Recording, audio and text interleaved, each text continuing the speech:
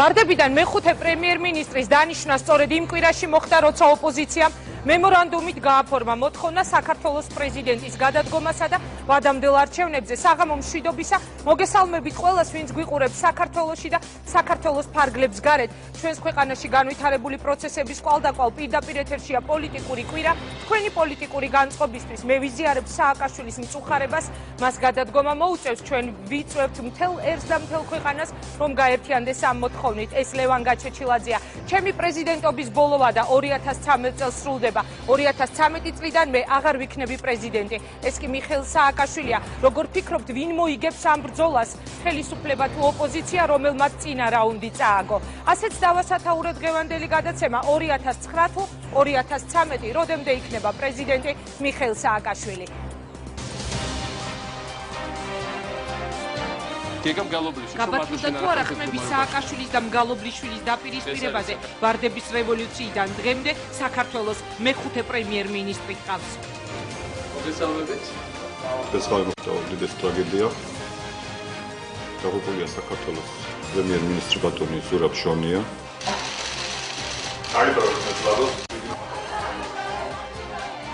გეგა გრიგოლ გალობლიშვილი ოფიციალურად რატომ მაინც და მაინც გილაური ახალგაზრდა სასურველი სასიძო ხელისუფლების ფანებისთვის და უსაფრთხო თავად ხელისუფლებისთვის მისგან პოლიტიკურ ამბიციას არავინ ელის, როგორც ამბობენ გილაური მერაბიშვილის კაცია და მისი გაპრემიერება ვანო მერაბიშვილის კიდევ უფრო გაძლიერებას ნიშნავს. ერთჩვენია დღეს ძალიან რეალურია, რომ პრემიერი არ იყოს გალობლიშვილი, სააკაშვილი არ იყოს პრეზიდენტი და თქვენც კი არ იყოს ჟურნალისტი. დაუსრულებელი ცვლილებები და დაუსრულებელი გეგმები. სააკაშვილი საჭირო თვლის დააკონკრეტოს მისი პრეზიდენტობის ვადა. მე ვადა მეწოლება 2013 წელს. 2013 წელს შლის შემდეგ პრეზიდენტი მე აღარ ვიქნები.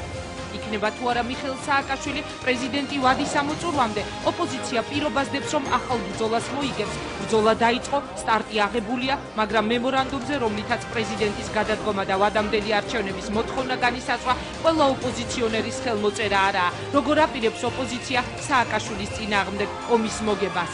გავერთიანდით მხოლოდ ერთი საქმისთვის და ეს საქმე არის ამ ქვეყნის გადარჩენა. სააკაშვილი უნდა გადადგეს. პოლიტიკურად ვიზიარებ სააკაშვილის მწუხარებას და დიდი სიამოვნებით ვაწერ ხელს ჩვენი ქვეყნის გადარჩენას.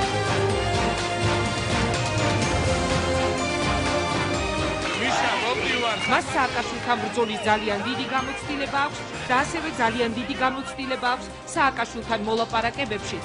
შარშან იგი კინაღამ პრეზიდენტი გახდა. ჩაიქნია თუ არა ხელი პრეზიდენტობაზე და ოპოზიციის ლიდერობაზე. კაცი, რომელსაც სააკაშვილის პოლიტიკურ კარიერაში არც თუ პატარა წვლილი აქვს. იგი დღევანდელი პრეზიდენტის საარჩევნო შტაბის ხელმძღვანელი იყო. ეს გადაცემაში პოლიტიკური კითხვები ლევან გაჩეჩილაძეს. მიშა, შენ თუ ერთი ნამუსი მაინც დაგჭერია. და თუ ბოლომდე უნამუსო არა ხარ, მოდი, დაგველაპარაკე.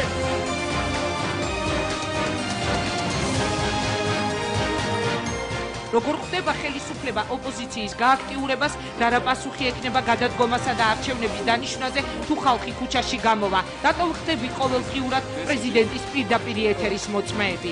არასოდეს ეს თავრობა უკან არ დაიხევს პოლიტიკური სტაბილურობის შესანარჩუნებლად ყველანაირ დემოკრატიის ფარგლებში არსებულ ღონისძიებას და ზომაზე. მას დაპირისპირებულებთან ბრძოლის ძალიან დიდი გამოცდილება აქვს, სტრუქტურიდა, რომელსაც გენერალური პროკურატურა ჰქვია. როგორ დაუპირისპირდება ხელისუფლება საპროტესტო ტალღის აგორების შემთხვევაში ოპონენტებს და როგორ ემზადება სააკაშვილის გუნდი ახალი ბრძოლის მოგერიებისთვის. დღეს გადაცემაში პოლიტიკურ შეკითხვებს ხელისუფლების გუნდიდან ნიკა გვარამია პასუხობს.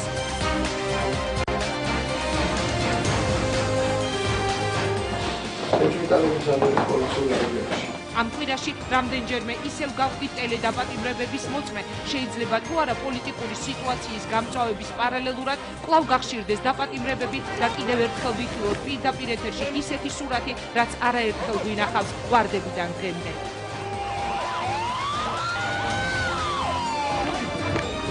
ყველას დააძეთ ხელბორკილები.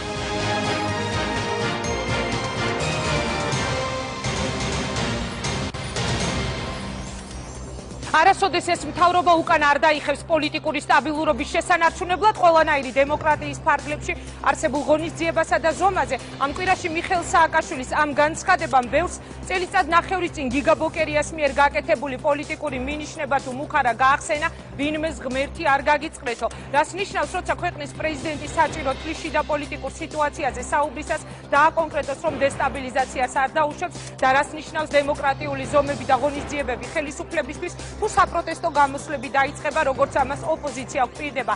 ორიოდე წუთში ამ შეკითხვას დაუსვამ ხელისუფლების გუნდიდან ადამიანს, რომელიც ერთ-ერთია მათ შორის, ვისაც დიდი გამოცდილება აქვს დაპირისპირებულ ოპოზიციასთან ბრძოლაში გენერალური პროკურატურიდან. ყველას გემახსოვრებათ ნოემბრის ცნობილი ფილმები და ამაზე საუბრი თავს აღარ შეგაწყენ.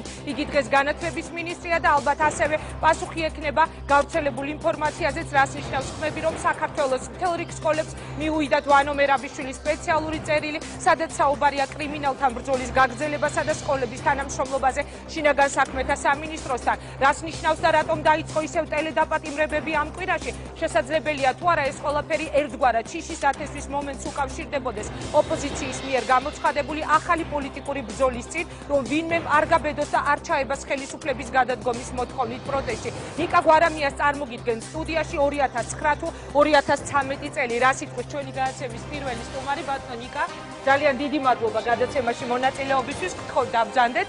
მე მინდა თქვენთან საუბარი დავიწყო ჩემი ერთი განმარტებით. ამ შემთხვევაში დავაკონკრეტებ, მე ნიკა გვარამია დღევანდელ გადაცემაში მოვიწვია არა როგორც განათლების მინისტრი, არამედ როგორც დღევანდელი ხელისუფლების პოლიტიკური გუნდის ძალიან აქტიური წევრი და მე მინდა რომ ჩვენი საუბარი არ შემოიფარგლოს განათლების საკითხებით, თუმცა ოდნავ მოგვიანებით დავსვამ ასეთ შეკითხვას, რომელიც გავრცელდა ბოლო პერიოდში ინფორმაცია, თითქოს სკოლებში მივიდა ვანო მერაბიშვილის სპეციალური წერილი. ამაზე ოდნავ მოგვიანებით ჩვენი გადაცემის სათაური ასეთი შევარჩიეთ. 2009 თუ 2013 ოპოზიცია იმუქრება, რომ სააკაშვილს მოუწევს სულ მალე თანამდებობიდან წასვლა. მემორანდუმი ხელმოწერილია, მართალია ყველა ოპოზიციური პარტიის მიერ და სუბიექტის მიერ არა, მაგრამ ისინი აცხადებენ, რომ ამ პირობას აუცილებლად შეასრულებენ. რა სიტყვით თქვენ 2009 თუ 2013?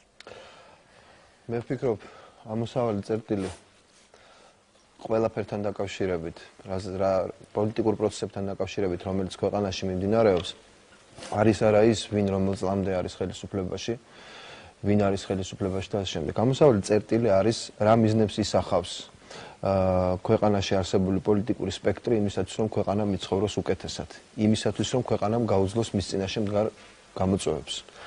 ჩვენი ამოცანაა ადამიანები ცხოვრობდნენ უკეთესად და უფრო უსაფრთხოდ, ვიდრე ცხოვრობენ დღეს, ვიდრე ცხოვრობდნენ გუშინ და ასე შემდეგ.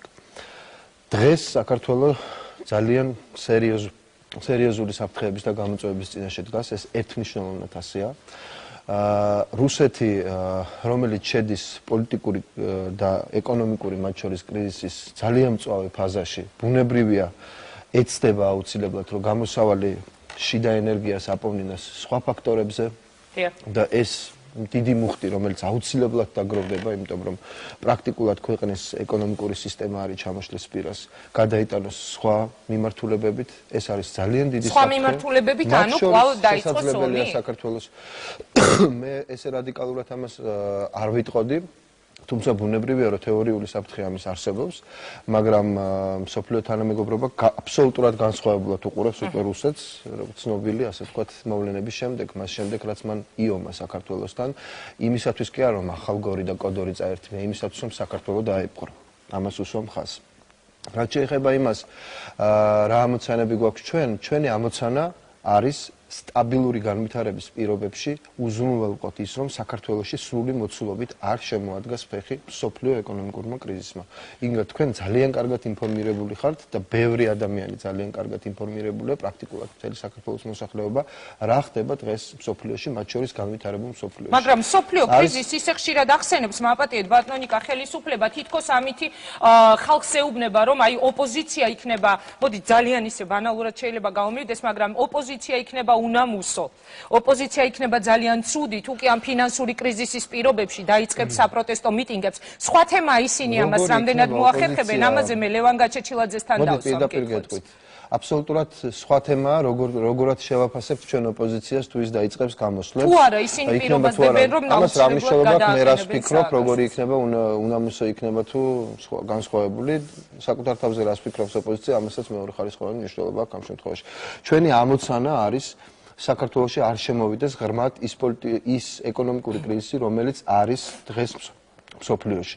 ნებისმიერ სიტუაციაში ეს მოხდება თუ საქართველოში იქნება პოლიტიკური დესტაბილიზაცია. და თუ არ იქნება პოლიტიკური დესტაბილიზაცია, როდესაც მსოფლიო არის კრიზისში, საქართველო არის დღეს იმ მდგომარეობაში, რომ მსოფლიო კრიზისისგან განყენებულად ჩვენ ქვეყანაში იგივე. საქართველო არ არის, რა თქმა უნდა, განყენებულ მდგომარეობაში. საქართველო თავისთავად ცხადი არის წაბმული მნიშვნელოვანწილად მსოფლიო პოლიტიკურ და ეკონომიკურ პროცესებზე. თავისთავად ცხადია, ჩვენ არ ცხოვრობთ იზოლაციურ საზოგადოებაში, საბედნიეროდ.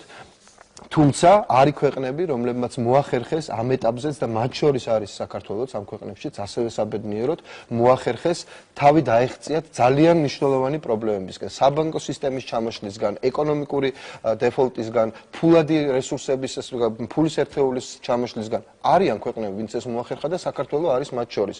ეხლა ის რომ ჩვენ სერიოზული ძალისხმევა გჭირდება საიმისოთ, რომ ეს შევინარჩუნოთ და ჩვენ რო საუბრობთ ახალ სამუშაო ადგილებზე, ბუნებრივია შექმნა მნიშვნელოვანია, მაგრამ უპირველეს ყოვლისა ჩვენ უნდა შევინარჩუნოთ უკვე არსებული სამუშაო ადგილები, ეს არის მთავარი ამოცანა ამ ეტაპზე. თუმცა შენარჩუნების რა გითხრათ, ბოლო 2 თვეა გვესმის ინფორმაცია, როგორ ათავისუფლებენ ადამიანებს სამსახურებიდან ზედიზედ და სხვათა შორის ეს სახელდება, მაგრამ მე კიდევ ერთხელ გეუბნებით, ამ ვითარებაში ძალიან დიდ სირთულეებთან არის დაკავშირებული საქართველოს მთავრობის მხრიდან პოლიტიკური სტაბილობის მეტნაკლებად შენარჩუნება. ყველა ფაქტორი, რომელიც შემოიტანს დამატებით სირთულეებს პოლიტიკურს მათ შორის, იქნება რა თქმა უნდა მიმართული იქითკენ, რომ ჩვენ გაცილებით უფრო სუსტები ვიყოთ პოლიტიკურ კრიზისთან ბრძოლაში, ვიდრე ვართ. ყველა ფაქტორი და თქვენ თქვით, რომ ყველაფერს გავაკეთებთ სტაბილურობის შესანარჩუნებლად. იგივე განაცხადა მიხეილ სააკაშვილმა. რას ნიშნავს ეს ხაზგასმა? ანუ თქვენი ნათქვამიდან გამომდინარე ერთგვარი რეზიუმე რომ გავაკეთო, ამბობთ, რომ თუ კი ოპოზიცია დაიწყებს საპროტესტო გამოსვლებს, ამით ისინი ხელს შეუწყობენ ამ პრობლემის გაღვივებას და რას ნიშნავს ეს, რომ დესტაბილიზაციას არ დაუშვათ? საპროტესტო დესტაბილიზაცია არ უნდა დაუშვას არც ერთმა პასუხისმგებლობიანმა მთავრობამ. ეს არის მისი ამოცანა. ეგ არის სწორედ სხვაობა, მე ვფიქრობ, იმ შეფასებას შორის, რომელიც აქ ისმოდა და იმას შორის, როგორც მე მესმის დესტაბილიზაცია.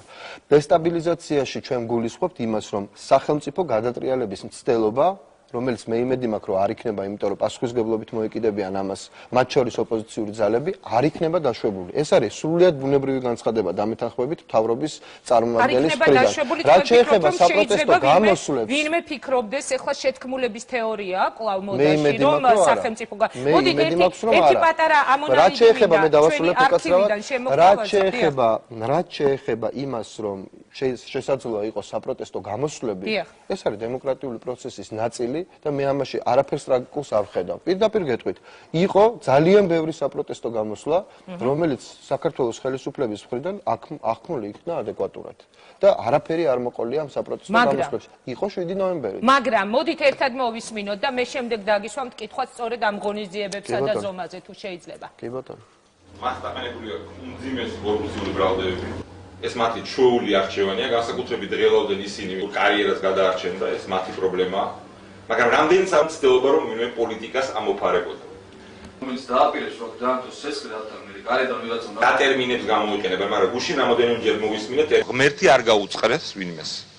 და რამე ტიპის ძალადობრივ ქმედებისკენ არ წაუწდეს ხელი საკუთარი უგუნურობით, თორემ სახელმწიფოს პასუხი, როგორც ეს უნდა იყოს სამართლებრივ სახელმწიფოში, იქნება უმკაცრესი კანონის ფარგლებში. მოდით მე აღარანაირ კომენტარს არ გავაკეთებ, პირდაპირ გისვამთ კითხვას. მაშინაც ასე იყო ნათქვამი, ღმერთი არ გაუწყეს ვინმეს. ეხლა თქვენ ამბობთ, რომ არ დაუშვებთ. კომენტარს მე გავაკეთებ, მაგრამ მე ხო გითხარით. იყო 7 ნოემბერიც. სრულიად გამყარებული მაქვს რწმენა იმისა, რომ მიუხედავად იმისა, რომ 7 ნოემბერს ადამიანების ძალიან დიდი ნაწილი მისული იყო იქ, იმიტომ რომ გამოიხატა დემოკრატიული პროტესტი, იყვნენ ადამიანები, მათ შორის აც გარდაცვლილი ბადრი პატარკაძიშვილი, რომელიც პროცესებს მართავდა აბსოლუტურად სხვა მიმართულებით და სრულიად დარწმუნებული ვარ ინგა იმაში, რომ ეს იყო სახელმწიფო გადატრიალების მცდელობა. მოდით სრულიად დარწმუნებული ვარ ამაში. კიდევ ერთხელ ამ თემაზე ბევრი რომ ვიდაოთ, მაგრამ ყოველთვის, როდესაც ამ თემაზე არის ხოლმე საუბარი, ერთ-ერთ არგუმენტად მოყავთ ხოლმე იგივე ტელეკომპანია, რომლის მფლობელიც იყო ბადრი პატარკაიშვილი, სადაც მეც მუშაობდი და ჩემი მეგობრებიც. ნებამომეცით არ დაგეთანხმო, ჩვენ არანაირ სახელმწიფო გადატრიალებაში არ ვიღებდით მონაწილეობას და როდესაც ამბობთ ბადრი პატარკაიშვილი და სხვა ადამიანები.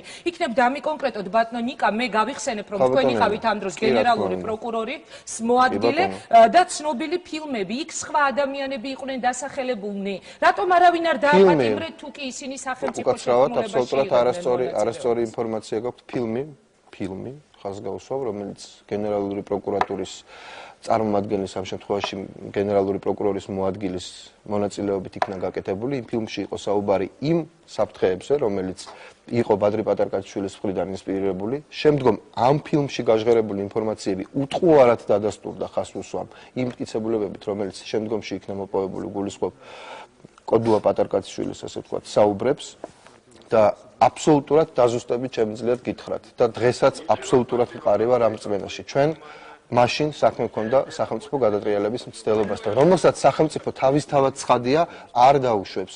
მე დარწმუნებული ვარ, რომ დღეს ესეთ ინსპირაციებს ადგილი არ ექნება. რაც შეეხება ტელეკომპანია იმედს, ქალბატონო ინგა მონაწილეობაზე მე კიდევ ერთხელ პასუხობ. ტელეკომპანია იმედის თემაზე მოდი შეგიძლიათ არ დამეთანხმოთ, რომ თქვენ როგორც ტელეკომპანია იმედის ჟურნალისტი ამაში არ მონაწილეობდით.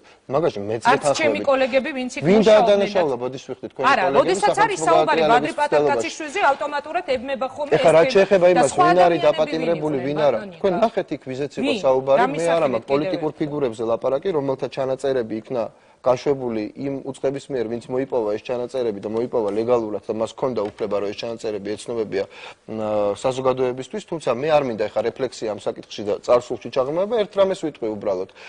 ამ ჩანაწერების გაშვების შემდგომ ამ ადამიანების მიმართ პასუხისმგებლობას არ ქონია ადგილი და ეს ადამიანები არ დადანაშაულებულან მარტივად გეტყვით სამართლებრივად არ გინდა სამართლებრივ დისკუსიაში მონაწილეობას რატომ არ დაუდანაშაულებიათ უკაცრავად ეს ადამიანები სახელმწიფო ლევან ბერძენიშვილი გოგა ხაინდრავა უკაცრავად არა იქ გავრცელებული ის ყველაფერი მასალა რომელიც იყო მათი კავშირები ლამის საელჩოსთან შნურებით მიბმული ოპოზიციის ლიდერები რატომ იქნენ მაშინ ისინი დასახელებული რომელიც გამოქვეყნდა ხო რეალური ფაქტები იყო ეს ფაქტები გაიგო საზოგადოებამ ადეკვატური დასკვნები გააკეთოს. კარგით, მარტო ერთი კითხვა მინდა და აღარ გავაგზავნებ ამ თემაზე საუბარს. ისინი იყვნენ თუ არ იყვნენ მოღალატეები. ისინი იბრძოდნენ თუ არ იბრძოდნენ სახელმწიფოს წინააღმდეგ. აი ეს პასუხი მითხარით და შემდეგ კითხვა. მოდი პირდაპირ გეტყვით. ესეთი შეკითხვა ისინი იყვნენ თუ არა მოღალატეები, ეს არ არის სამართლებრივი შეკითხვა. თუ სამართლებრივად გაინტერესებთ შეთქმულებაში ისინი თუ იღებდნენ მონაწილეობას, ისინი სამართლებრივ პასუხისმგებლობაში მიეცემოდნენ. მე მგონი ამ უწურავი პასუხი გავეცე. მაშინ გაუგებარი ხდება ერთგვარად რა საჭირო იყო. არა, გაუგებარი ხდება ის, რომ ამის შემდგომ პოლიტიკური პროცესები განვითარდა იმგვარად, რომ თქვენ საუბრობდით 7 ნოემბერზე, ვინ დაისაჯა და ვინ არა, ამაზეც იყო საუბარი, თქვენ გახსოვთ, რომ პოლიტიკური კონსენსუსი იყო იმ საკითხთან დაკავშირებით, რომ პოლიციელებიც, რომლებმაც გადაამეტეს უფლებამოსილებას და მომიტინგეებიც, რომელთაც ჩაიდინეს დანაშაული, ამ თვალსაზრისით, ასე ვთქვათ, გათანაბრებული იყვნენ და არ მომხდარიყო მათი დასჯა. ხო გახსოვთ, რომ ეს იყო პოლიტიკური კონსენსუსი. პოლიციელები, რომლებმაც გადაამეტეს უფლებამოსილებას, მე არ ვიცი რას ნიშნავს, როდესაც ჟურნალისტი გარბის დღეში და უკან მისდევს პოლიციელი და მას უდანაშაულო ადამიანს. შეიძლება თქვენთვის სადაო თემა, მაგრამ ფაქტია პოლიტიკური კონსენსუსი ამ საკითხთან დაკავშირებით შედგა ოპოზიციასა და ეხლანდელთან მინდა რომ გადმოვიდეთ. მე იცით რატომ განვავრცე ეს თემა. 7 ნოემბერი, მაშინაც თქო, გაისმა ასეთი განცხადება, არავის არ შეეშალოს რამე და ღმერთი არ გაუწყეს. როდესაც თქვენ დღეს ამბობთ, რომ არ დაუშვებს დესტაბილიზაციას, მითხარით ამ შემთხვევაში შეიძლება თუ არა იმ დემოკრატიულ ფორმების უკან ვიგულისხმოთ იგივე სწორედ, რომ თუ კი იქნება საპროტესტო გამოსვლები, თუ კი ოპოზიცია მოახერხებს ხალხის გამოსვლას და ახალი ტალღის აგორებას შესაძლებელია მოხდეს იგივე ზომებით ამ ხალხის დაშლა. პირდაპირ შემიძლია გითხრათ, ხელისუფლებასაც და ოპოზიციასაც მართებს უფრო მეტი პასუხისმგებლობით მოეკიდოს ისეთი ტიპის, ასე ვთქვათ, ისეთი ტიპის ქმედებებს, რომელსაც ადგილი ჰქონდა 7 ნოემბერს, როგორც ერთი, ასევე მეორე მხრიდან. პირდაპირ შემიძლია ეს გითხრათ. ჩვენ ძალიან სერიოზულად უნდა ვიყოთ მიმართული იქითკენ, რომ ერთობლივად ქვეყანა გამოვიყვანოთ უმძიმესი კრიზისიდან, რომელიც შეიძლება ამ ქვეყანაში შემოვიდეს სრული მასშტაბით. და ეს არ იქნება ინგა სახუმარო საკითხი და ჩემი და თქვენი გასარჩევი ისე როგორც ეხლა ამას შვიდად ვაკეთებთ. არა, მე სხვა რამეს ვარ. აი ისე შვიდად როგორც ეხლა ჩვენ ამაზე ვსჯელობთ, შეიძლება მაშინ ვერ ვიმსჯელოთ.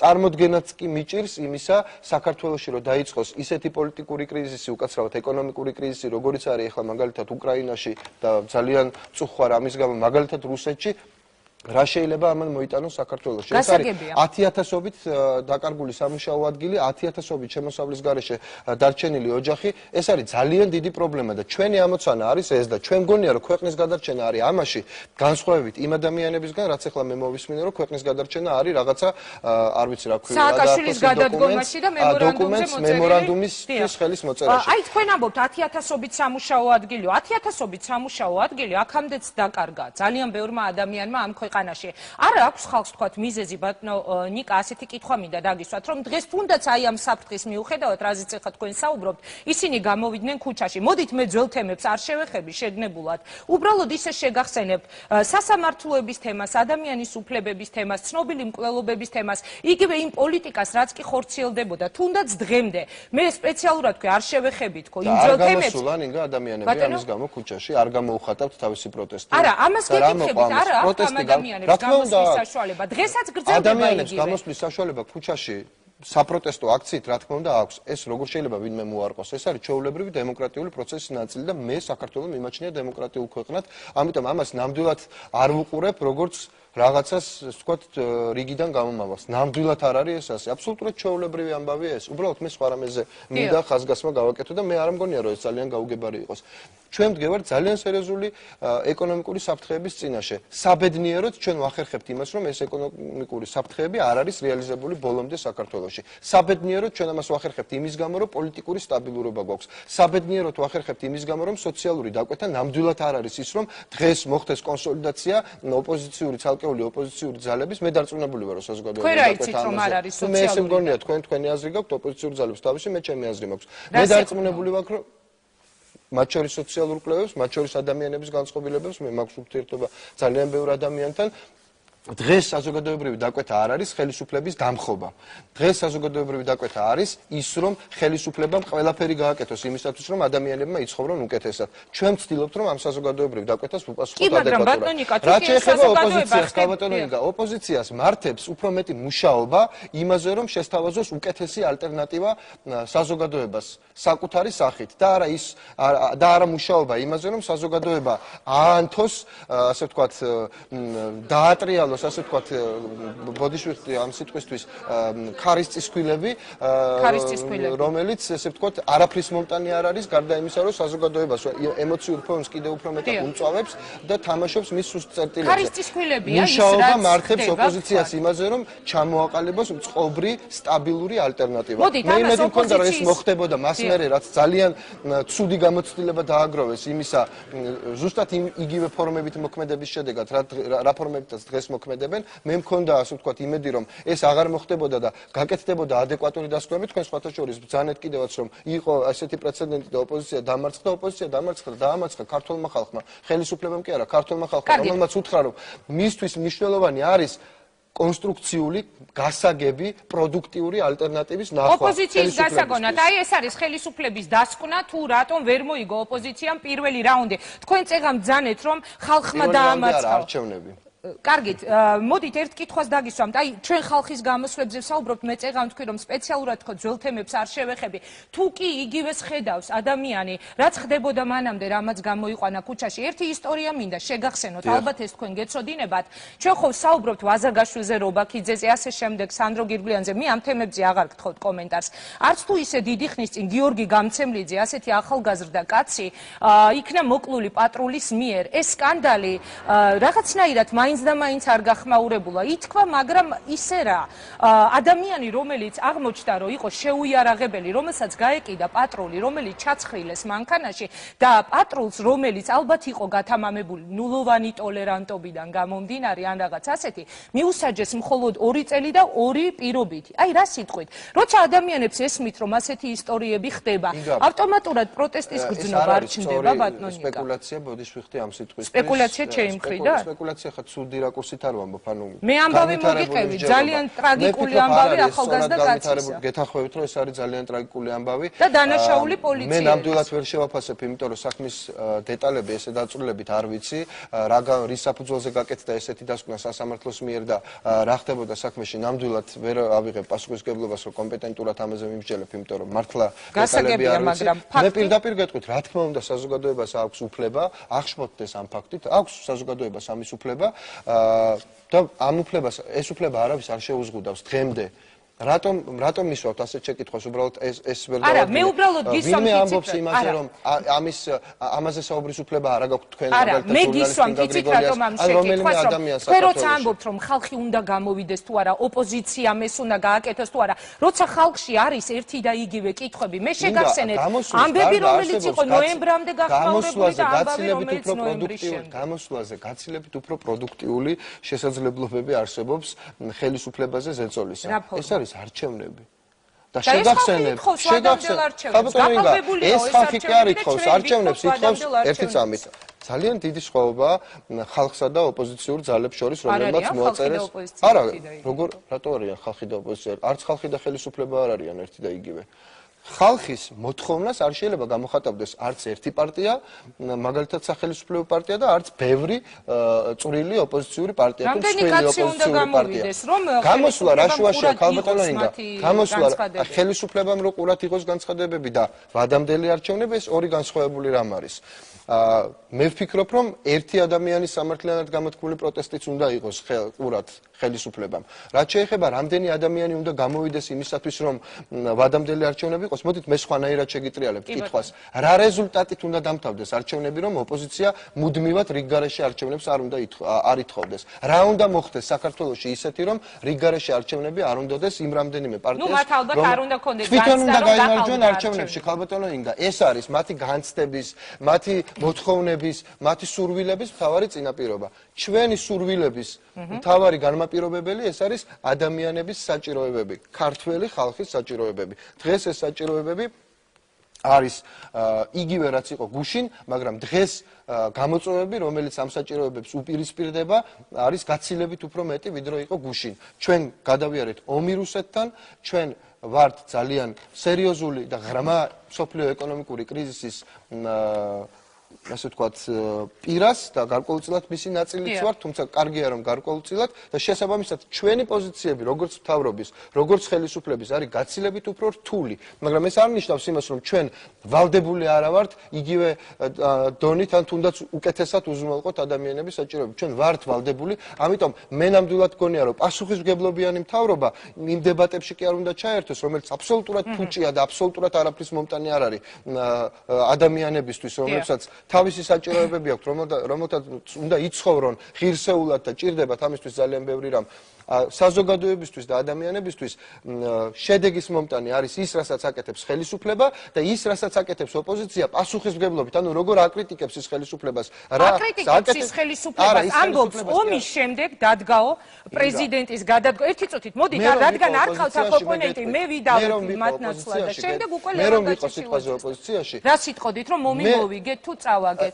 ხელისუფლება არის თუ არ არის პასუხისმგებელი? მე ვიმუშავებდი იმაზე, რომ ჯერ ერთი გამეკეთებია იდენტიფიკაცია შეცდომების, რომელსაც უშევს მთავრობა და ყველა მთავრობა უშევს თავისთავად და ამას თქვენ ბევრჯერ მეკითხებით და რაც დეჟავიუ არის ჩემი აზრით. დეჟავიუ მარადიულად იქნება ამ ქვეყანაში, იმიტომ რომ კითხვები ხშირად ჩნდება ესე, რომელი მეტია, რომელი ნაკლებია, თუმცა რა თქმა უნდა იყო და ვიმუშავებდი იმაზე, რომ შემეთავაზებია ჩემი ღირსეული პრაგმატული ალტერნატივა.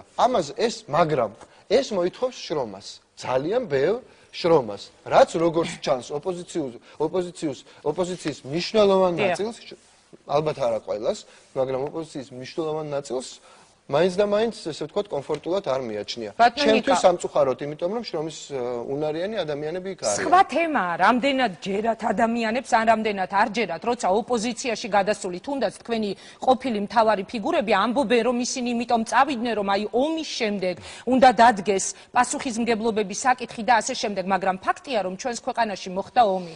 ფაქტია, რომ ჩვენ დავკარგეთ ისეთი ტერიტორიები, რომელსაც მანამდე ვაკონტროლებდით. იგივე კოდორი, იგივე ახალგორი, ქართული სოფლები, რომელსაც მანამდე ვაკონტროლებდით. ფაქტია, რომ დღეს ადამიანები ასე უცნაურად არიან ჩასახლებული და როცა უყურებ ავტომატურად გიჩნდება კითხვა, რას ნიშნავს? ნიშნავს, რომ სამუდამოდ დასახდენი?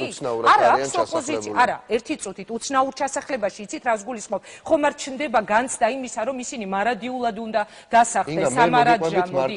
თქვენ გაქვთ იმის იმედი, რომ მოგიყვებით ერთ ისტორიას საკუთარს. მითხარით. და ძალიან წყინს, როდესაც გულწრფელად მართლა მგონია, რომ აი მხოლოდ მოკლე მეხსიერების ხა თქვენ არ გაყენებთ ნამდვილად შეურაცხყოფას, თქვენ თავაზობთ ასე ვთქვათ პრობლემას და მე იმაზე პასუხობთ და შეიძლება თქვენი პოზიცია არ იყოს. მე იმედი მაქვს, რომ მოკლე მეხსიერება არ აქვს საქართველოს მოსახლეობის უმეტესობას. მე ვარ დევნილი აფხაზეთიდან. როდესაც მე აქ ჩამოვედი როგორც დევნილი თბილისში, საქართველოს ხელისუფლებამ საერთოდ ვერ გაიგო ამის თაობაზე. არანაირი ინტერესი არ გამოუხატავს. ცოცხალი ვიყავი, მკვდარი ვიყავი, რა მჭირდებოდა, რატომ ჩამოვედი, სად წავედი. თქვენ ვერ ხედავთ განსხვავებას მიმართებას იმ ხელისუფლების, რომელიც ჩვენ გავიარეთ და დღევანდელი ხელისუფლებისა დევნილებთან მიმართებით.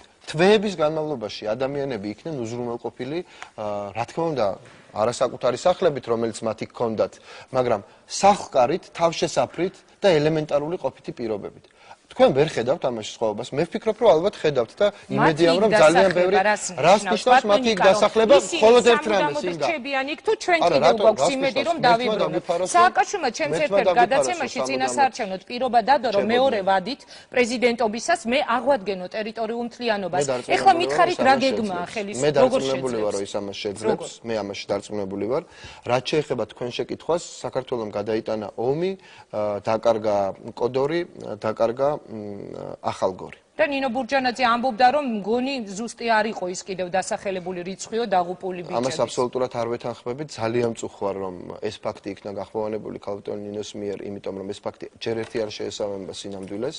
ამასთანავე როგორ წარმოგიდგენიათ 3 მილიონიან, 4 მილიონიან საქართველოში დიდი მსხვერპლი იყოს გაცილებით და თუ ოჯახებსაც მოურიგდით, რომ მათ არაფერი არ თქვან ამასთან დაკავშირებით. ეს არ არის სასპეკულაციო თემა, ჩემის ღრმა რწმენით და არ შეიძლება ამ თემაზე აგება პოლიტიკური პოზიციის. ეს სიცრუეა, 320-მდე ადამიანი არის დაღუპული შეიარაღებული ძალების მხრიდან და თუ არ ვცდები 205 მშვიდობიანი მოსახლე. თუ არ მეშლება, შეიძლება ახლა ციფრებში ვცდებოდე, მაგრამ დაახლოებით ნამდვილად ასეა. ასე რომ ამ თემაზე დიდხანს არ შევჩერდები. რაც შეეხება იმას, თქვენ ინგა ჩვენ რა დავკარგეთ? რა თქმა უნდა, ჩვენ დავკარგეთ ეს ტერიტორიები, დავკარგეთ დროებით, აბსოლუტურად დარწმუნებული ვარ ამაში, მაგრამ მე მინდა უბრალოდ თქვენ ასე კიდევ ერთხელ შეგიბრუნოთ კითხვა, რაკიღაც ჩვენ ვსაუბრობთ ოპონენტის სიმულაციას ახდენთ, ასე ვთქვათ თქვენ. თქვენ რას ფიქრობთ, რუსეთი აქ შემოვიდა, იმიტომ რომ ახალგორი და კოდორის ხეობა დაეკავებინა? თქვენ სერიოზულად შეგიძლიათ ამის ფიქრი? რუსეთი აქ შემოვიდა იმიტომ, რომ ქართული სახელმწიფო დამთავრებული იყო. რუსეთი აქ შემოვიდა იმიტომ, რომ მისი მარშრუტი დასრულებული იყო თბილისში. როცა საუბარია იმაზე, მოვიგეთ თუ არა, თუ წავაგეთ თუ არა ომი, ეს არ არის სწორად დასმული შეკითხვა, ჯერ ერთი ეს რატომ არ არის სწორად დასმული შეკითხვა? მოვიგეთ თუ წავაგეთ ომი. დავასრულებ, თუ შეიძლება. კი ბატონო, ჩვენი დრო ამოიწურა და ძალიან დასმული შეკითხვა, კი ბატონო, ეს არ არის სწორად დასმული შეკითხვა. ჩვენ უნდა ვთქვათ, რა ამოცანების შესრულება შევძელით. თავარი ის, რაც ჩვენ შევძელით, ჩვენი ამოცანა იყო, რომ ჩვენ შევინარჩუნეთ ჩვენი სახელმწიფო. და მტრის ამოცანა პირდაპირ შემიძლია ვთქვა იყო ჩვენი სახელმწიფოს დასასრული. რა ამოცანის შესრულება ვერ შევძელით, ჩვენ ვერ შევძელით ახალგორის და კოდორის შენარჩუნება ამ ეტაპზე. მე ვფიქრობ, რომ ჩვენ აუცილებლად ამ პრობლემას მოვაგვარებთ. მოკლედ მითხარით, როგორ? ძალით თუ დიპლომატიით? მოკლედ ამის თქმა შეუძლებელია, მაგრამ მე პირდაპირ გიპასუხებთ. საქართველო მოახერხა ის, რომ განსხვავებით პირველი საქართველოს დაპყრობისა რუსეთის მიერ 21 წელს. განსხვავებით აფხაზეთის ოკუპაციისა რუსეთის მიერ 90-იანი წლების დასაწყისში. განსხვავებით იმისგან, რომ აფხაზეთის დაკავების შემდგომ, სხვათა შორის 90-იან წლებში პრაქტიკულად კაპიტულირება გამოაცხადა საქართველომ, იმიტომ რომ თავდაცვის, შინაგან საქმეთა და უშიშროების მინისტრები დაგვინიშნა რუსეთმა. ხო გახსოვთ, ვინც იყვნენ ეს ადამიანები? განსხვავებით ამ პერიოდისგან, რატო ხო სუწარსულზე მეკითხებოდით, ეხლა მეც ვიტყვი. წარსულზე რომელზეც თქვენ ხართ პასუხისმგებელი. მე არ გაკისრებ შევარდნაძის და მის წინადროინდელ 21 განსხვავებით ამ ყველაფრისგან ჩვენ შევძელით, რომ ჩვენი ქვეყანა დაგვეცვა და განსხვავებით ამ შედეგებისგან მსოფლიო თანამეგობრობამ, რომელმაც პირველი შემთხვევაც, რომელსაც ალბათ მეტნაკლებად გასაგები იყო, იმიტომ რომ 20-იანი წლები იყო, მე-20 საუკუნის, მეორე შემთხვევაც, რომელიც უკვე მე-20 საუკუნის 90-იან წლებში მოხდა, მოხდა და რბილად რო ვთქვან, გადაყლაპა ცივილიზებულმა სამყარომ და შერჩა ეს რუსეთს. დღეის მდგომარეობით რუსეთი აბსოლუტური პრესის ქვეშ არის საერთაშორისო ორგანიზაციების მხრიდან და განვითარებული სახელმწიფოების მხრიდან. მოდით ნუ დავიწყებთ ახლა იმაზე მსჯელობას, ვის რა ეკონომიკური ინტერესი აქვს, რა თქვა გერმანიამ, რა თქვა საფრანგეთმა და ასე შემდეგ, მაგრამ დღეს რუსეთი არის აბსოლუტური პრესის ქვეშ, დღეს რუსეთი არის ძალიან სერიოზული მონიტორინგის ქვეშ და დღეს რუსეთი არის ლუსტრირებულად აგრესორი სახელმწიფო. და ეს არის აღიარებული ყველა ამ ქვეყნის მიერ. ეს არის შედეგი, რომელიც არის საქართველოსთვის მომგებიანი. საკმარისი შედეგი თავისთავად ცხადია, ჩვენთვის მნიშვნელოვანია, რომ ამ შედეგზე დავაშენოთ ნაბიჯ-ნაბიჯ სტაბილურობის პირობებში, ისევ და ისევ საბოლოო ჩვენი შედეგი, ეს არის ჩვენი ტერიტორიული მთლიანობა. კარგით, მე ამაში გულწრფელად გისურვებ წარმატებას საქართველოს ტერიტორიული მთლიანობის აღდგენის პირობა სააკაშვილს აქვს დადებული, თუმცა ოპოზიცია ამბობს, კიდევ ერთხელ გავიმეორებ, რომ 2009 წელს იგი დაამთავრებს მის პრეზიდენტობას და მე მინდა დაგისვათ ბოლო კითხვა. მთავარი თემა მემორანდუმის ხელმოწერა გადადგეს სააკაშვილი და მოკლედ უნდა მიპასუხოთ. ჩნდება ასეთი განცდა ბოლო პერიოდში, იმდენი ტელედაპატიმრებები ვიხილეთ ამ ბოლო დღეებში, ეს იყო სხვადასხვა დაპატიმრება აღარ დავიწყებ მათ ჩამოცვლას და ამ დროს გავრცელდა ასევე ინფორმაცია, რომ ვანო მერაბიშვილის სპეციალური წერილი მიუვიდა მთელ რიგ სკოლებს, სადაც შინაგან საქმეთა სამინისტროსთან თანამშრომლობას ითხოვს იგი სკოლებისგან. რა არის შიშის დათესვის მომენტს ხომ არა აქვს ადგილი, რომ ვინმე არ გაბედოს და ოპოზიციას არ დაუჭიროს მხარი. ეს არის ჩემი ბოლო კითხვა. ნამდვილად. ჭიქაში ქარიშხალი. კი, მე გეტყვით, რასაც ჰქონდა ადგილი. მასწავლებლებს უბრალოდ შეეთავაზათ მათ თავისი ხედვა დაეფიქსირებინათ ცალკეულ მიმართულებებთან დაკავშირებით, რაც უკავშირდება უსაფრთხო სკოლას, რაც უკავშირდება ნარკომანიის და დანაშაულებრივობის შემცირებას მოზარდებში და ასე შემდეგ. და ეს არ იყო, ასე ვთქვათ, სავალდებულო და აუცილებელი. მე არ მგონია, მე არ ვიცი როგორ დაინახეს, დიდი სიამოვნებით მოვისმენ ოპონენტების აზრებს ამასთან დაკავშირებით, როგორ დაინახეს ამაში საფრთხე და მით უმეტეს როგორ წააბეს ის მემორანდუმს და ოპოზიციასთან თანამშრომლობას, მაგრამ კიდევ ერთხელ გიმეორებთ, ჩვენი ამოცანა არ არის პოლიტიკური კინკლაობა, ჩვენი ამოცანა არ არის აი ამ პოლიტიკური კინკლაობის პროცესებში ჩართვა. ჩვენი ამოცანა და სრული პასუხისმგებლობით ვამბობ ამას და ყველა პასუხისმგებლობიანი მთავრობა ასე იქცევა, ჩვენი ამოცანა არის ქვეყანაში ადამიანების ღირსეული ყოფა უზრუნველყოთ. ეს შესაძლებელია მოხდეს მხოლოდ სტაბილურ პოლიტიკურ გარემოში. ჩვენ ვფიქრობთ, რომ მთავრობამ ყველაფერი უნდა გააკეთოს იმისათვის, რომ იყოს სტაბილური პოლიტიკური გარემო. კიდევ ერთხელ ვუსვამ ხალხს, სტაბილური პოლიტიკური გარემო არანაირად არ გამორიცხავს ადამიანების საპროტესტო გამოსვლებს. არანაირად. ძალიან დიდი მადლობა, როდესაც არის საუბარი სტაბილურ პოლიტიკურ გარემოზე, მე უნდა დაგემშვიდობოთ, ვიდრე გახვალთ, მართალია ეს თქვენი განათლების მინისტრობისას არ იყო, მაგრამ მე მინდა შეგახსენოთ ერთი კადრები ჩვენი წარსულიდან და მინდა გისურვოთ, რომ ჩვენი ღვაწლმოსილი ადამიანების მიმართ ასეთი რაღაც ქვეყანაში აღარ განმეორებული იყოს. თორე შემდეგ საპროტესტო გამოსვლებზე უკვე ხმამაღლა ლაპარაკიც კი აღარ იქნება საჭირო. პატრონს მე ვთხოვ, რომ ეხლავე დაამყაროს ესე.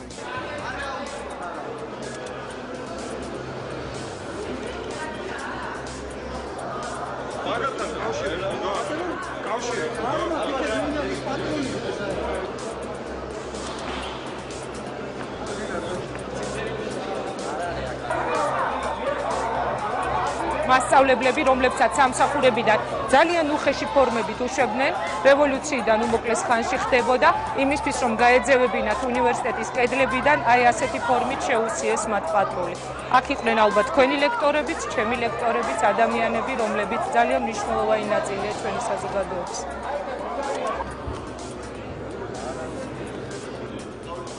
და შემოვიდა ორჯერ და სამჯერ მეტი პატრული და ძალით გამოგვიყვანეს კაბინეტიდან ახლა ვარ ერევანში. ერევანში აცილებით მეტი. აი ასეთი ამბები ხდებოდა ბატონიკა, ასე რომ როცა პროტესტი არის საუბარი, ალბათ კითხვის დასმის საშუალება. მეც გისურვებთ, დიდი მადლობა მოწვევისთვის, მეც გისურვებთ, რომ ყველას უსურვებ, რომ წარსულში რეფლექსიას და წარსულში ასე ვთქვათ პრობლემების ძიებას, რაც რა თქმა უნდა მნიშვნელოვანი ნაწილია ასევე დემოკრატიული პროცესისა, ჩვენ ორიენტაცია მაინც უფრო ავიღოთ იმაზე, როგორ გადავარჩინოთ ჩვენი ქვეყანა იმ პრობლემებისგან, რომლებიც აქვს ჩვენს ირგვლივ მყოფ ქვეყნებს, ძალიან ახლოს მყოფ ქვეყნებს. და ეს პრობლემა ჩვენ საბედნიეროდ ჯერჯერობით არ გვაქვს. დიდი მადლობა, რაც შეეხება წარსულში. არც მე და არც ოპოზიციას არ უნდა რომ ეს პრობლემები იყოს. ძალიან დიდი მადლობა. კარგად ზანდებოდეთ. წარმატებებს გესურვებთ. იმედი არაერთხელ იქნები ჩვენი გადაცემის სტუმარი. არ უყვარს ხელისუფლებას, როდესაც მათ ახსენებ წარსულს, როდესაც სვამ შეკითხვებს წარსულზე, თუმცა დამეთანხმეთ, არსებობს შეკითხვები, რომელიც როდესაც მომავლის პერსპექტივებზე არის საუბარი, აუცილებლად უნდა დაისვას. სხვა შორის იგივე წარსულთან დაკავშირებით ვაპირებთ შეკითხვები დაუსვათ ჩვენი გადაცემის მეორე სტუმარსაც. მან ალბათ უკვე მოისმინა ხელისუფლების პოზიცია 2009 თუ 2013 როგორ აპირებს სააკაშვილის წინააღმდეგ ბრძოლის მოგებას კაცი, რომელიც შარშან კინაღამ პრეზიდენტი გახდა და მერე საპროტესტო მიტინგებზე ქუჩაში გამოსულ ხალხს სადღეგრძელოების დასალევად სახლში წასვლა მოუწოდა. რამდენიმე წუთში გრეჩიხას პოლიტიკური კვირა.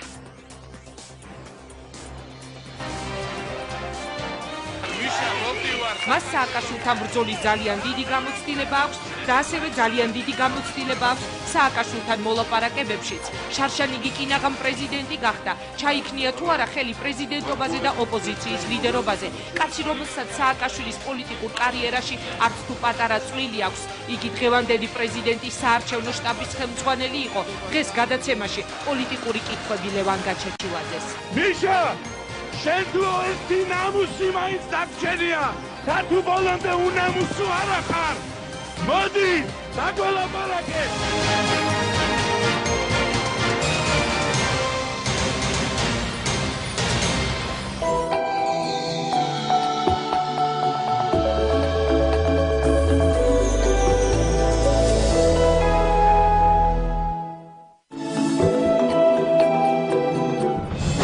საფეხბურთო გადაცემა გოლი.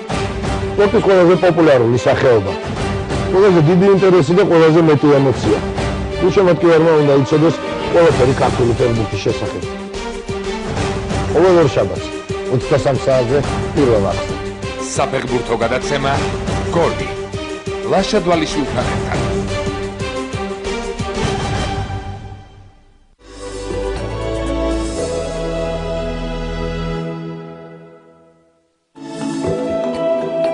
ანიმაციური სტუდია წარმოგიდგენთ.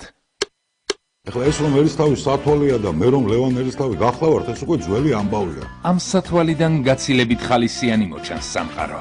დიდი შლაპით, თავისი პერო, არ ვიცი ქართულად როგორ თქვა. პერო. ლევან ერისთავთან ერთად.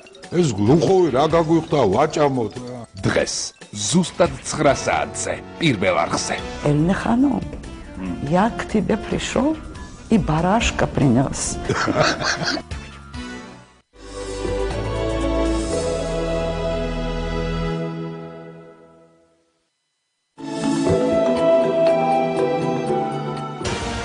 ნიშნულოვანი მოვლენები, განსხვავებული კომენტარები, საინტერესო სტუმრები და მწვავე დისკუსია პირდაპირ ეთერში. ყოველ სამშაბათს და ხუთშაბათს 23 საათზე. ნათია სორდიასთან ერთად. პირველი თემა პირველ არხზე.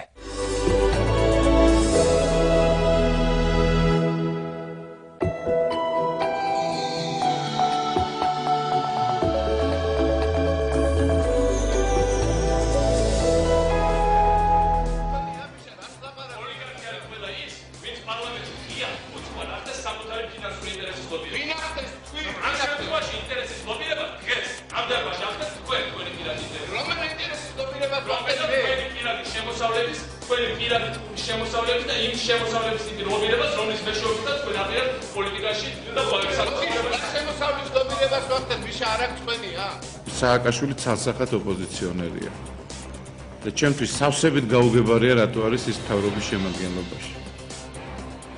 გასაგები ხდება მხოლოდ მაშინ, როდესაც ფიქრობ, რომ მის ცხოვრებაში პოპულიზმი ბევრად უფრო წინ დგას, ვინმე საქმის გაკეთების სურვილი.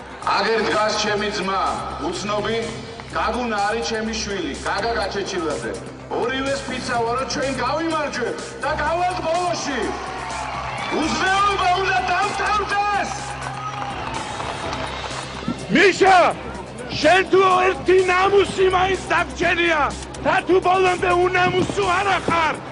მოდი, დაგველაპარაკე, დათმე, შენი ქვეყნის საკეთილდღეოდ. თორე რაც მოგივა დავითაო, ყველა შენი დავითაო. ჩემო ქართველო ხალხო, თავისუფალი საქართველო განსაცდელშია. გაუმარჯოს თავისუფალ ქართველ ხალხთა ერთობას. ჩვენ ვერ ჩაგვაჩოჩებთ.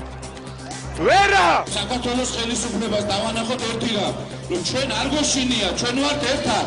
ყველაფერი თავისი გმოვა. ცოტა ოფიციალურად ჩაცმა დაიწყე და პერანგის ჩაცმა იმდენი მტვერი ამ ჩვენ ქალაქში, რომ სამჯერ გამოცვლა მიწევს პერანგის. მიუხედავად იმისა, რომ ძალიან ხშირად ბანაობდა ამის პირობები მაქვს. გააყალბებენ და კინკრეხოში მოხდება აი ვაფშე. ყველა დარწმუნებული ვარ, რომ მე გავხდები თქვენი პრეზიდენტი და იმ ნაცია და ტრანსუდან დაგიგონებს ყველა. აი გავხდი, დავამდები და ისე დაგიგონო. სახალხო მოძრაობა ამატებს ისტორიულ გადაწყვეტილებას მიხეილ სააკაშვილის გადადგომის შესახებ. მაშას ეს იყო ლევან გაჩეჩილაძე, მე მას ახლა სტუდიაში წარმოგიდგენთ ბატონ ლევან. საღამო მშვიდობისა, ძალიან დიდი მადლობა გადაცემაში მობრძანებისთვის. გთხოვ დაიკავოთ თქვენი ადგილი 2009 თუ 2013, ასე დავასათაურეთ დღევანდელი გადაცემა. მე მაინტერესებს ოპოზიციის პასუხი როგორი იქნება. ჩვენ ვისმენთ ხელისუფლების განცხადებებს იმის შესახებ, რომ არსად არაპირებს სააკაშვილი წავიდეს. იგი ამბობს, რომ 2013 წლამდე აქვს მას პრეზიდენტობის ვადა. ჩვენ ვისმენთ განცხადებებს, რომ არ დაუშვებს ხელისუფლება დესტაბილიზაციას და ამ დროს ოპოზიცია რაღაც ზარზეიმით აწერს ხელს მემორანდუმს, რომელზეც სხვა შორის ყველა არ აწევს ხელს ოპოზიციიდან და ჩნდება ასეთი კითხვა, რის იმედად, რატომ აკეთებთ ამ განცხადებას? პირველი რაუნდი თქვენი გამარჯვებით არ დასრულდა და მეორე რაუნდიც მზად ხართ რომ წააგოთ? მოგესალმებით. თელს საქართველოს მივესალმები კიდევ ერთხელ ინგა გრიგოლიასთან ერთად და გილოცავთ მეორე რაუნდის გადაცემების გახსნას. დიდი მადლობა. ისე ეს ჩემი მეექვსე რაუნდია, მეორე არა. მაგაზე ცალკე დავილაპარაკებთ უკვე ჩემს გადაცემაში. კარგით. თქვენს გადაცემაში სხვა შორის ერთი საინტერესო დეტალი, ხვალიდან თუ არ ვწდები, პოლიტიკოსები იწყებენ პროექტს პოლიტბიურო, ასეთი ექნება სახელწოდება, სადაც ჟურნალისტების როლს თავად შეითავსებენ, ამაზე ოდნავ მოგვიანებით, მანამდე მე მინდა მთავარ პოლიტიკურ თემას მივუბრუნდეთ. კი ბატონო, დედესი ამოვნებით. უპირველეს ყოვლისა მინდა გითხრათ, რომ უმძიმესია იმის მენა, რაც წინას სტუმრისგან ვისმენდი, დიდი ხანია მათ ასეთი რაღაცები არ მომისმენია. რა იყო ყველაზე მძიმე მოსასმენი? მძიმე იყო. საერთოდ მძიმე არის ის, რომ ჩვენ ვართ საზოგადოება, რომელსაც კიდე შეგვიძლია ამდენი ტყუილის დაჯერება, და მძიმე არის ის, რომ ჩვენ ვართ საზოგადოება, რომელსაც კიდე შეგვიძლია უყუროთ ამდენ ბოროტებას. ნუ რა მძიმე უნდა იყოს? თუ იქნა ეკონომიკური და პოლიტიკური კრიზისიო, გაუმარჯოს გამოსვლებსო. ეხლა ეს ლოგიკაა. ეკონომიკური და პოლიტიკური კრიზისი როა, იმიტოა გამოსვლები. არა, იგი ამბობდა ნიკა გვარამია, რომ ისეთი მდგომარეობა შეიძლება შეიქმნას ამ ქვეყანაში, როდესაც უკვე აღარ იქნება გამართლებული ოპოზიციის მხრიდან კიდევ ხალხის აი ის ამბობდა, რომ მე მივესალმები გამოსვლებს, თუ იქნა იმ შემთხვევაში, თუ ეკონომიკური და პოლიტიკური სტაბილურობა იქნა. ეკონომიკური და პოლიტიკური სტაბილურობა გვინდა ჩვენ რომ მივიღოთ. ეს ზუსტად ეკონომიკური და პოლიტიკური სტაბილურობა არ არის ვარდების რევოლუციიდან პირველი დღიდან. ეს არ არის თორე. ზუსტად არც ეკონომიკური, არც პოლიტიკური ამაზე ზევით ვილაპარაკებ. რაც შეეხება 2009 თუ 2013-ს, კი, ჩვენი საზოგადოება ვართ, რომელსაც აბსოლუტურად შეგვიძლია შევეგუოთ კიდევაც 2013 წლამდე მიხეილ სააკაშვილის აკოფნას და საქართველოს მთლიანად განადგურებას, მაგრამ ამის უფლება არ აქვს, იმიტომ 2009. ვის არა აქვს ამის უფლება?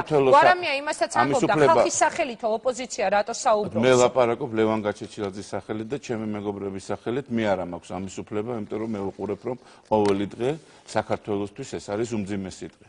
როგორ ჩვენ ომში გავიმარჯვეთ, იმიტომ რომ საქართველოს გადავარჩინეთ, რო დაგვეკარგა ორ ტერიტორიაზე 3-4 ტერიტორია, და მთლიანად თბილისი არ დაგვეკარგა, მაინც გავიმარჯვებდით? ესე იგი მთლიანად ანექსირებული უნდა ყოფილიყავით, რომ ომში არ გაგვემარჯვა. რა ეკნათ? რომელ რუს იმაზე ლაპარაკობს? რუსეთის კი, მაშინაც იყო და უმძიმესი დრო იყო შევარდნაძის დროს.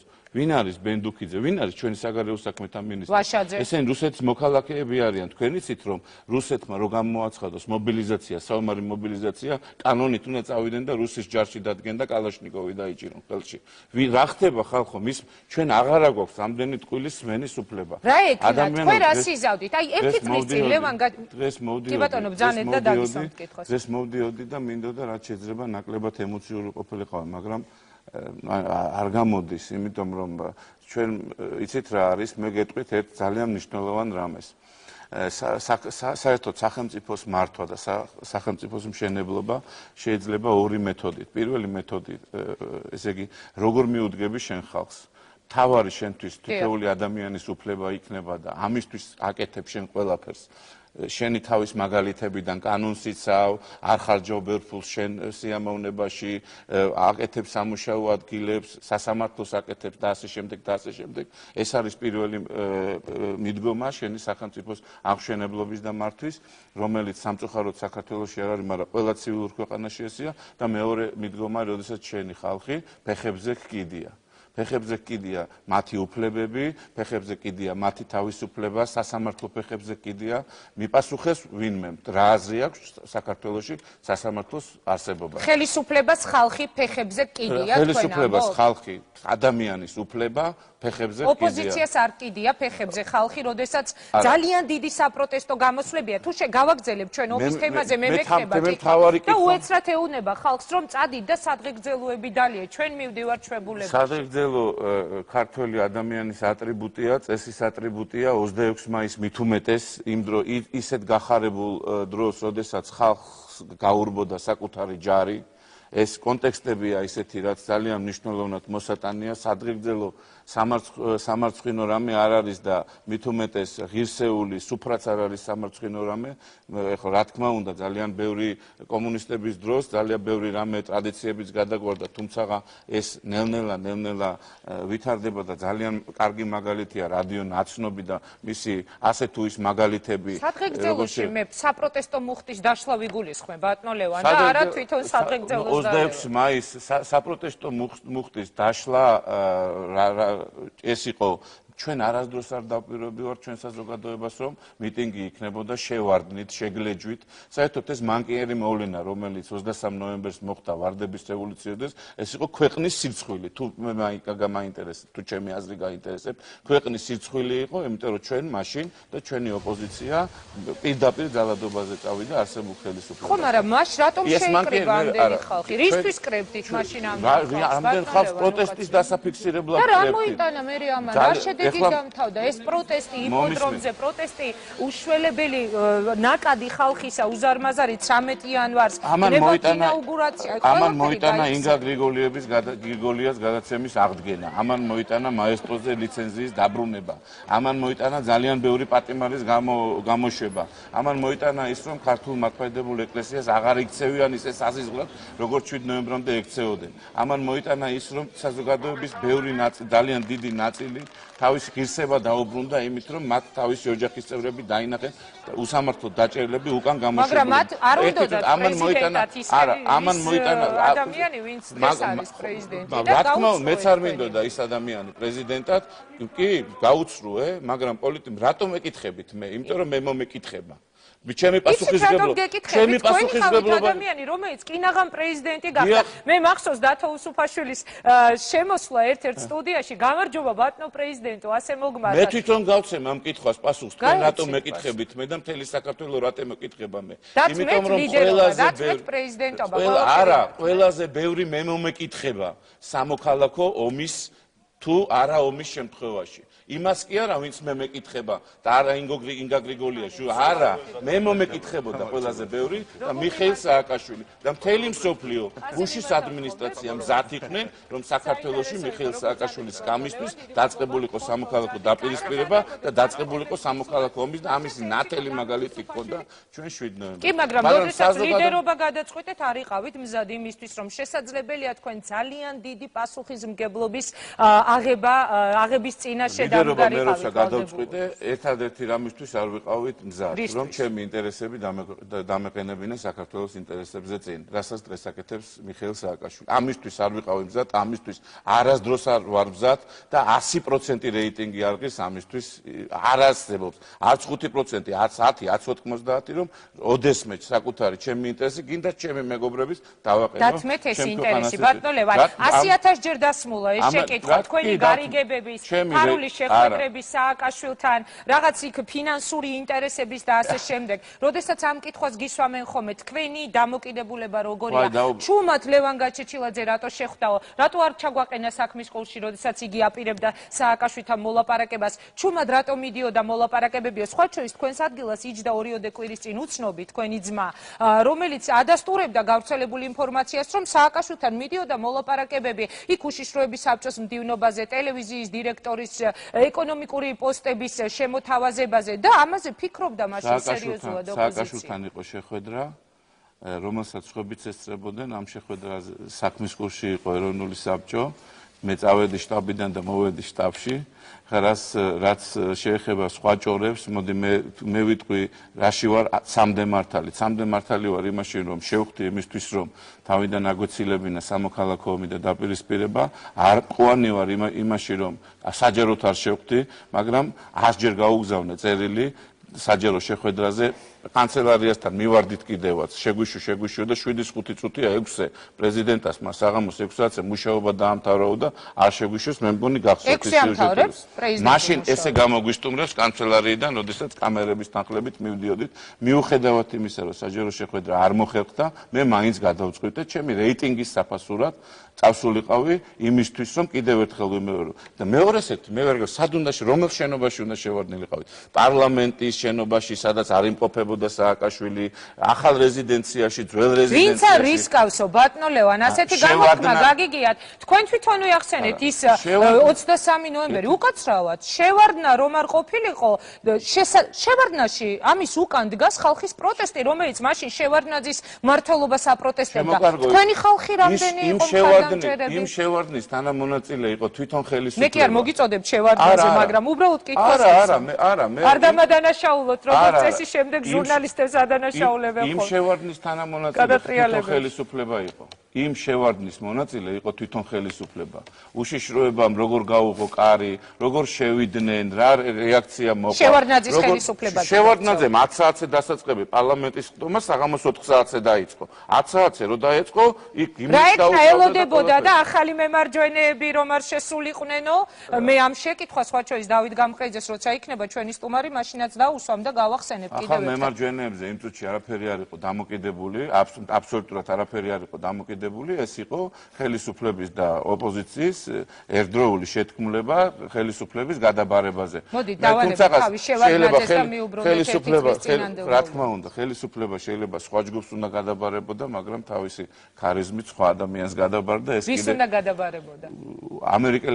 ამერიკელების თვალში უნდა გადაბარებოდა ბურჯანაძე ჟვანიას ჯგუფს, მაგრამ აქტიურობისათვის, მეტი ძალადობისთვის, ხარიზმატულობისთვის გადაბარდა მიხეილ. თქვენ მაშინ როგორ შევხვდით ამას, რომ სააკაშვილი გახდა პრეზიდენტი და არა ვთქვათ ბურჯანაძე ჟვანიას? მე სააკაშვილისთვის ხმა არ მიმეცია. მაგრამ ღვინო ჩამოუსხით სააკაშვილი, მას მერე რაც იგი პრეზიდენტი გახდა. სააკაშვილი ღვინოს რა ერქვა, მე არ მახსოვს, ღვინო ჩამოუსხი, მე არ ჩამომისხი, ეხლა ის ღვინო კომპანიამ ჩამოუსხი. ჩვენ ერთხელ და სამუდამოდ უნდა ესე საქართველოს და პრეზიდენტი ერთმანეთისგან უნდა გავყოთ, კომპანია და მისი დამფუძნებელი ერთმანეთისგან უნდა გავყოთ, პოლიტიკოსი და ხალხი უნდა გავყოთ ერთმანეთისგან. დღეს მე ვლაპარაკობ იმას, რომ ჩვენი ხალხისთვის, ჩვენი ქვეყნისთვის მნიშვნელოვანია, რომ დაუმტკიცოს მთელ მსოფლიოს, რომ ჩვენ შეგვიძლია თავისუფალი, დამოუკიდებელი ქვეყნის მშენებლობა. როგორ უნდა მიიყვანოთ ეს კაცი აქამდე, ბატონო ლევან, მათ გულწრფელად არ შეიძლება არ გადავდგებიო ამბობს. თქვენ აწერთ მემორანდუმზე ხელს.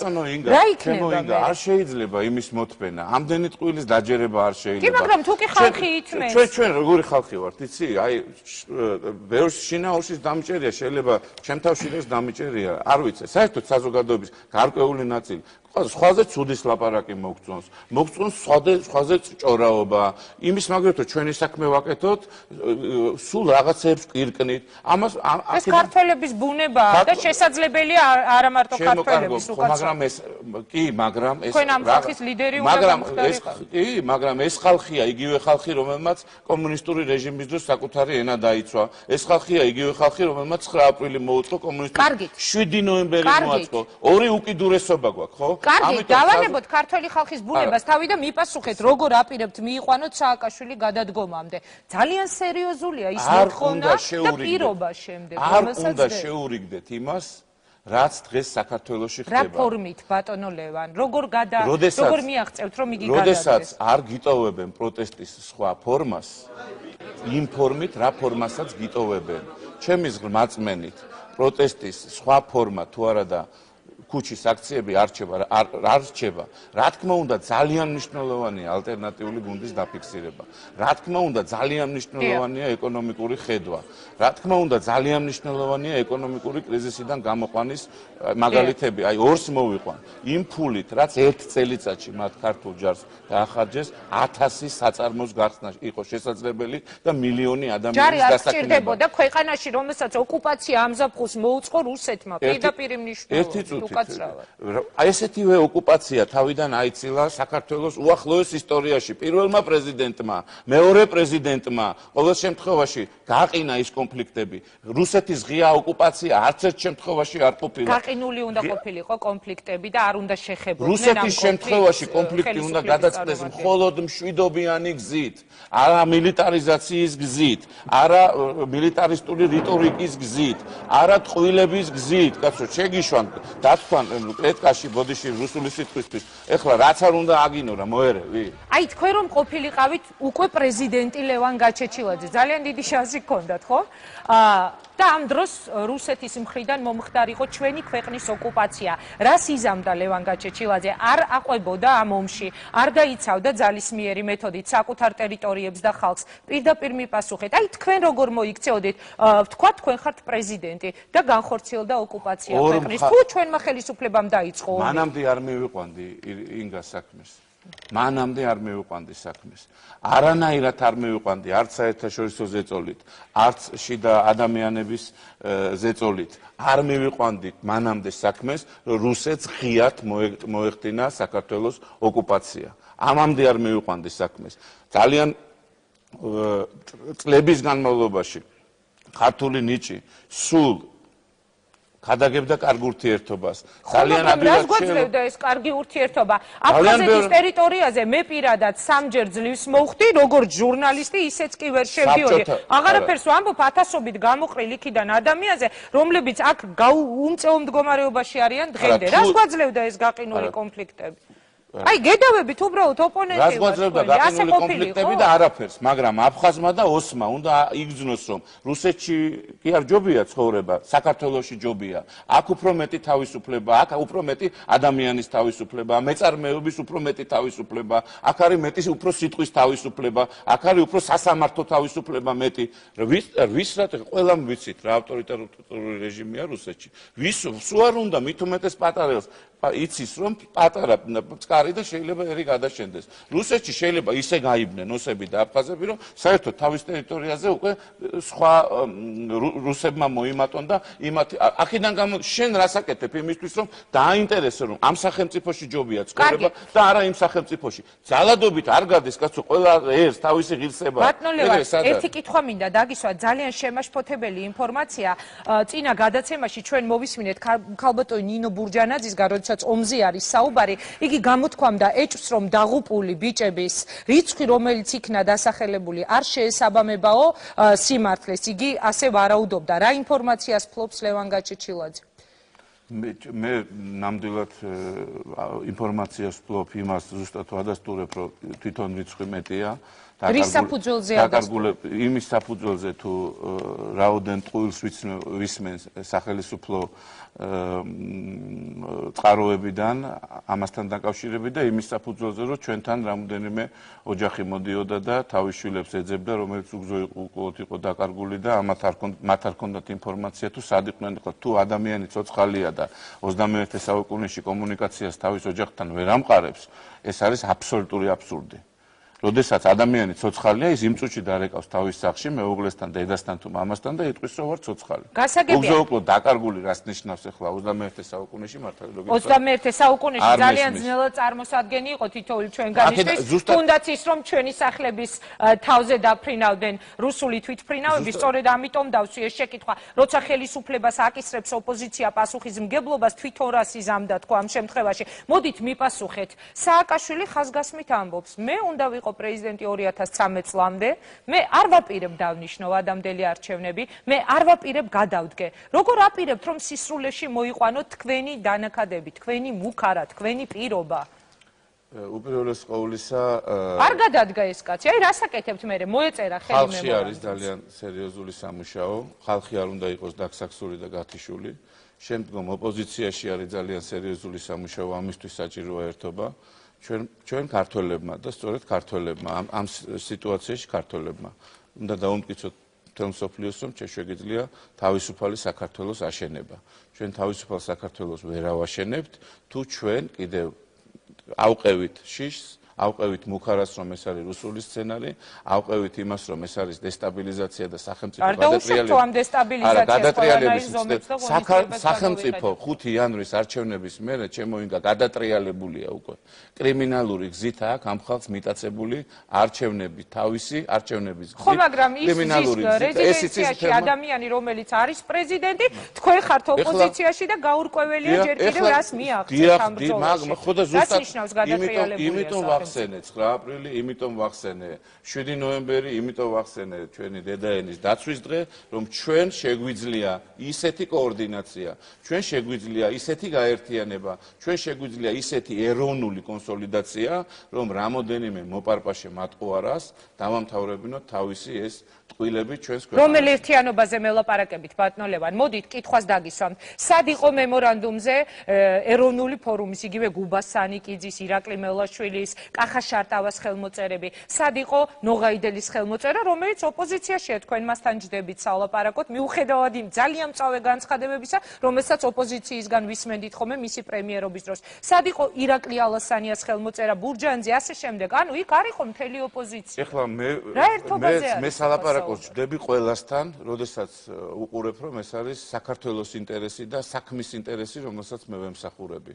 და აქედან გამომდინარე კიდევ ერთხელ ვადასტურებ იმას, რომ მე არ უყურებ ჩემ რეიტინგს და მე მინდა გავხდე საზოგადოების სიყვარულის მძევალი. რეიტინგის მძევალი.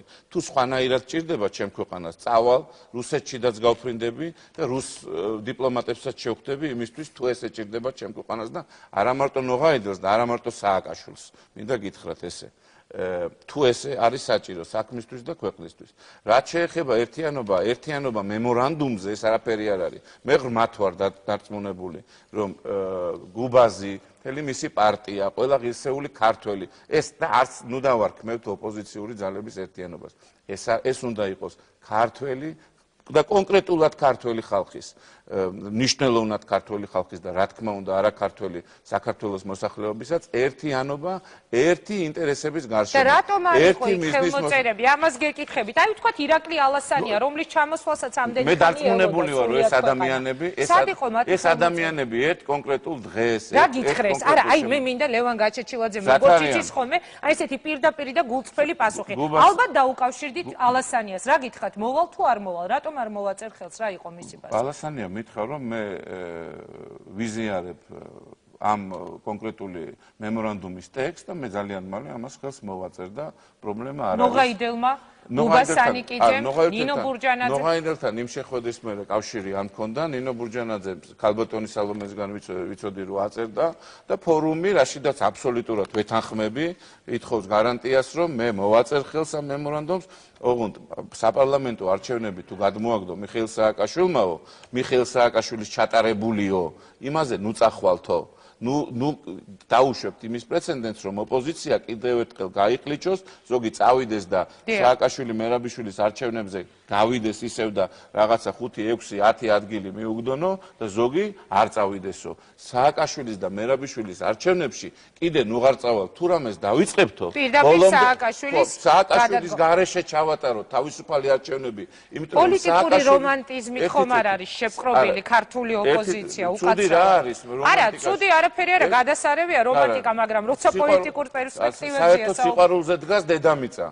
სააკაშვილისნაირ ბოროტ ზრახველებზე, როგორც კი მოინდომა დედამიწან დადგომა, იქ დაიწყო სოფლიო ომები და ასე შემდეგ. მხოლოდ და მხოლოდ სიყვარულზე, ურთიერთგაგებაზე დგას დღეს დედამიწა და არ არის ისეთი დიდი, რომ მე მინდა თქვა, რომ ეს არ არის რომანტიზმი, ეს არის დამტკიცება იმისა, თუ ჩვენ საქართველოში მივახციეთ ამა თუ იმ ფორმით და მინდა ვთქვა დამტკიცება იმისა, რომ ქართველებს და საქართველოში მაცხოვრებელ ყველა არაქართველს შეგვიძლია თავისუფალი არჩევანის მიღწევა, რაც იქნება დამტკიცება მთელი მსოფლიოსთვის, რომ ჩვენ შეგვიძლია თავისუფალი ქვეყნის მშენებლობა. როგორ ამტკიცებთ? რა ფორმით თქო გეკითხები? დაიწყება მიტინგები, დაიშლება? არა. აბა? ჩვენ 25 იანვარს უნდა ჩაგვეტარებია საკმაოდ გრანდიოზული თავყრილობა. და ვერ შედგა. არა, კი ვერ შედგა, არ შედგა. ჩვენ შეგვეძლო ეს თავყრილობა ჩაგვეტარებინა ერთ ადგილას, მეორე ადგილას. ყოველ შემთხვევაში, მოდი ესე ვთქვათ რა, კამერა როგორც ფანდი საზოგადოებას ძალიან ისე ხშირად აი ესე დიდ ნაწილად აიღებდა, რომ ვაიმე რამდენი ხალხია მოსული და მე დავიწყებდით, რომ არა 100,000 მყავს გამოყვანილი, გამოვარდებოდა რუსთავი 2 და იტყო და არა 3,000 კაცი იყო და როგორც იყო და ამ დროს ბევრი იქნებოდა. არა, ჩვენ გადავწყვიტეთ, რომ აქცია შედგება მარტო ერთ შემთხვევაში. თუ ის იქნება უკანასკნელი აქცია ჩვენ. რას მოიცავს თავის თავში? ბატონო ლევან, ამის დაკონკრეტებას გთხოვ. რას მოიცავს თავის თავში აქცია? გისმენთ, ხომ უნდა გაიგოს თავის თავში აქცია. აი, რას მოიცავს? ეს იქნება უკანასკნელიო და რა რითი უნდა ჩვენ არ დავბრუნდებით სახში, თუ ჩვენ არ მივახცევთ არჩევნებს სააკაშვილის გარეშე. შევარდებით თუ საჭირო გახდა. რა თუნდა შევარდნა, კაცო? არ შეუშვებთ, ქუჩებს გადავკეტავთ, რა თუნდა, სად შევარდეთ, მითხარით. სად არის ის ადგილი, სადაც ეს იქნება უკანასკნელიო და ანუ რა თქმა უნდა, დემოკრატიული, კონსტიტუციური, არ შეიძლება რომ პარალიზება გაუკეთოთ, რომელიღაც აზიის ქვეყანაში ზუსტად არ მახსოვს, საერთოდ არ გამოსულან ცენტრში, აეროპორტში შევარდნენ და პარალიზება გაუკეთეთ. დღეს ხელისუფლების დამხობის მცდელობა არ არის ხალხში.